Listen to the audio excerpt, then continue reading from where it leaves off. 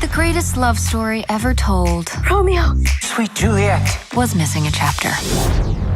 Mine. Son of a... No, get up, you lazy cow. I have cholera. You do not have cholera. You don't understand. They were being all gross, and he was saying things to her that he just said to me. 3 days ago. Yes. 3, nurse. I got this feeling on the summer day when you were gone. So you're gonna break them up? Of course I am. Romeo and Juliet. Doesn't even sound right. Hi, Karen. How are you? Hi, Rafa. Good, thanks. How are you? I'm doing fine. Congratulations on the movie. I have to say, what an amazing rom-com. I just loved Rosalina. It's such a great movie. What a great adaptation of the book. Agreed. Yes, the writers did a fantastic job. And my first question for you is, I loved that we have a new version of Shakespeare, obviously Romeo and Juliet, which is a classic, but we have this period version with a modern twist and a very comic twist as well. Please tell me about the process of adapting the book and adapting the book as a director and making it a different story, an original piece, by also, celebrating Shakespeare's history with Romeo and Juliet. Yeah, so what's really fun about the film is that it's really anachronistic in that, it's set in beautiful Renaissance and it's all very period accurate with the costumes and the settings and the locations. We actually shot in Italy. So all of that is very authentic. And then you have the dialogue and the sort of storylines and the themes, especially with Rosalind, that just feels very modern and very, of today. So those two things kind of juxtaposed together makes for a lot of comedy on top of the already really, comedic moments in the script and the funny dialogue. So all of that together just, elevates everything quite a bit. And it's really great to be focusing on Rosalind in the story, who is a side character in Romeo and Juliet and isn't even someone who's cast in the play. She's just discussed and talked about by Romeo. So to sort of retell the Romeo and Juliet story from the perspective of Romeo's first girlfriend, who is a little jilted ex-lover in this, was really fun. One of the things that I think it's really important about creating that comic atmosphere is not only about the script. We see that a lot in the script, but a good director needs to capture that comedian feeling, that comic feeling for your job. And I think you did that in a great way. And I wanted you to tell me, how did you manage to create that comic atmosphere through your direction? There's sort of two elements to comedy when you're making a film. It's in the performance and, what you do when you're shooting. And then there's also the editing, which is incredibly important. And I have an amazing editor I've worked with before named Jenny Lee.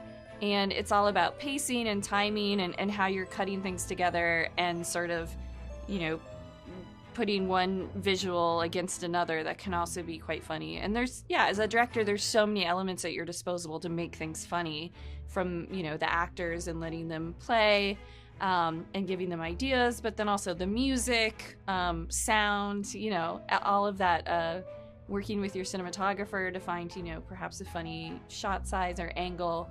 All of that really is at your disposal.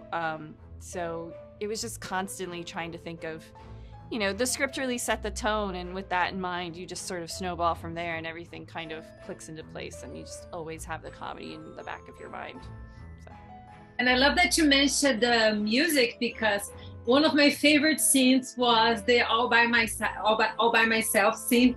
What an amazing scene. It was so funny. I have to say that I rewatched that scene twice because I was like bursting in laughing. It was so funny. And Caitlin Denver is amazing as Rosalina. I wanted you to tell me, how was this casting process to get not only Caitlin, but also Isabela Merced?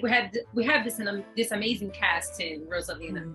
Yeah, the cast is, I agree, and elevated everything up and beyond from what I could have imagined. Caitlin was attached when I got the script. I've been a big fan of hers. I love Unbelievable and Booksmart, and Dope Sick was not out at the time, but I've now seen it. She's amazing and has like this range where she can do drama really well and comedy really well. So I knew in reading the script, having known what she was capable of, that she would really fit into this character perfectly and be funny and make us laugh, but also really ground us for these more kind of empathetic moments, and just allow the audience to be in her shoes and really feel what she's feeling.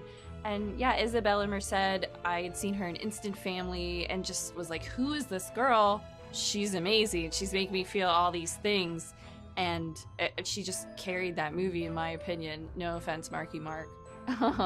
But I knew I wanted her to be Juliet, and that she would be able to bring this kind of narrative arc to the character, where she starts off kind of innocent and naive and then becomes this kind of self-possessed woman who's influenced by Rosalina and you know, her actions and how she sort of leads herself in the world. So, but yeah, and everybody else, you know, Bradley Whitford is hilarious, Minnie Driver, Chris McDonald, Nico Haraja, Sean Teal, Spencer, everyone, you know, really showed up. Kyle, can't forget him as Romeo, who is hilarious. So yeah, everyone just really showed up and blew me away every day and were so fun to work with.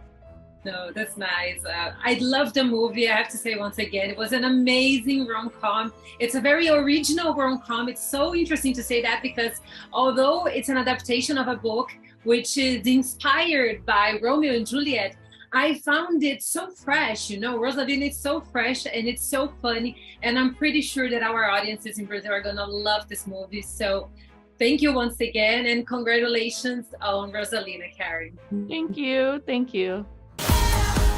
Esse tempo todo, você só queria roubar o meu namorado. Eu queria roubar ele de volta. É diferente. Eu fico pensando se todo esse drama não aumenta a atração. Eu vou forjar minha própria morte. Eu vou tomar uma poção. Vão pensar que eu tô morta. É bem possível que essa seja a ideia mais burra que eu já ouvi. Você já tomou a poção? Você... Julieta!